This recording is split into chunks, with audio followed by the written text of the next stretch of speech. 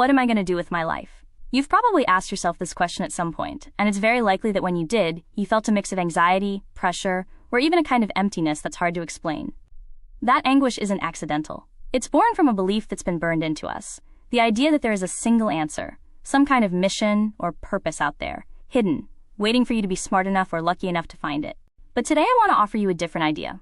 Life doesn't have an intrinsic purpose. Purpose isn't something you find. It's something you create. To understand this, we first need to notice certain mistakes. The most common one is what we might call the design trap. Human beings are used to looking for intentions everywhere.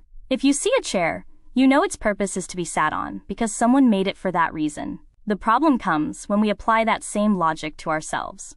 We're often told that we were created with a purpose, that there's a plan for us. The universe has no intentions, plans, or expectations for you. There is no mission, no destiny, no built-in why. This isn't a provocative philosophical opinion.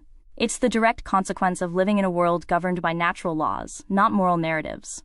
If you believe you have a predetermined purpose, you stop being the owner of your life and turn into an operator trying to follow an instruction manual that no one ever gave you. Reality is far more liberating, even if it feels unsettling at first. Biology teaches us that we are the result of natural processes. We were not designed. We are nature. That means there is no script. And if there is no script, you have the capacity to invent your own. Confusing "there is no given purpose" with "nothing matters" is an unjustified logical leap. On the contrary, the absence of an imposed purpose is an expansion of freedom. If no one decided for you what you should do with your life, then you also can't be failing at some non-existent cosmic plan.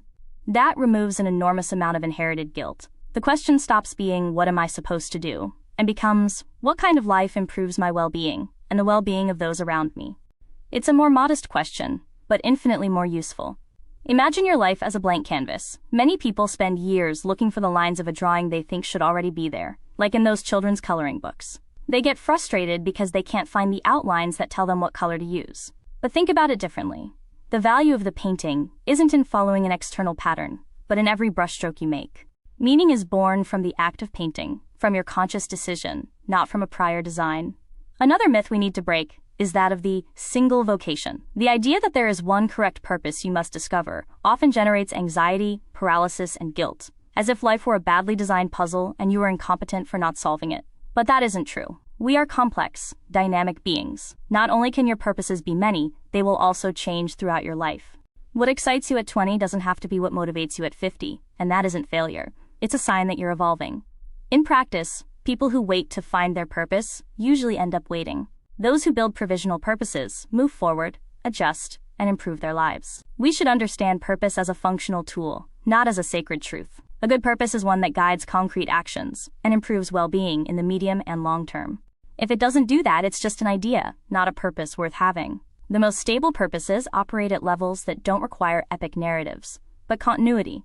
The biological level, taking care of your body. The psychological level, gaining mental clarity. The relational level, improving your interactions. And the practical level, your projects and skills. To build this direction, there are 3 concepts that can serve as a compass for creating a meaningful life: to know, to share, and to care. First, to know. We have a need to understand the reality around us and to understand ourselves. Knowledge reduces fear and gives us clarity. Second, to share. We are social animals. Exchanging ideas, affection, and experiences is vital for our emotional well-being. And third, to care. Feeling that our actions improve the lives of others or the environment we live in gives enormous value to our existence. If you look at the things you do and see that they include these elements, it's very likly that you'll feel what you're doing truly matters. When choosing your own purposes, use practical criteria. Choose ones that depend on your behavior rather than external factors. Prefer those that can be revised, and always evaluate the hidden cost in energy and stress. Ask yourself, if I pursue this for 5 years, what will my life look like then? And remember, purpose is validated in reality, not in your head. Thinking about purposes is cheap. Living them is what puts them to the test. If a purpose doesn't change your schedule, it doesn't exist. We often believe that if nothing matters at a universal level, then nothing makes sense. But it's the other way around.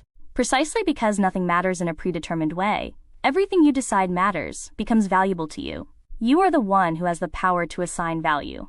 Don't let social judgment, your environment's expectations, or the pressure for economic success decide what to do with your life. Material success is just a tool, not a purpose. Living to meet other people's expectations is, in reality, a way of losing your own life. Abandoning a purpose that no longer works isn't weakness. It's new information.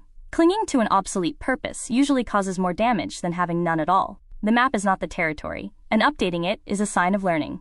Living without a fixed purpose isn't drifting aimlessly. It means living with criteria, with continuous adjustments, and with responsibility for the consequences of your decisions. There is no final, what do I do with my life? There is a question that gets answered while you live, not before. Stop looking for the meaning, as if it were buried treasure. Start today by giving meaning to what you do through what you know, what you share, and what you care for. Improving your life is in your hands, precisely because you're the one holding the brush.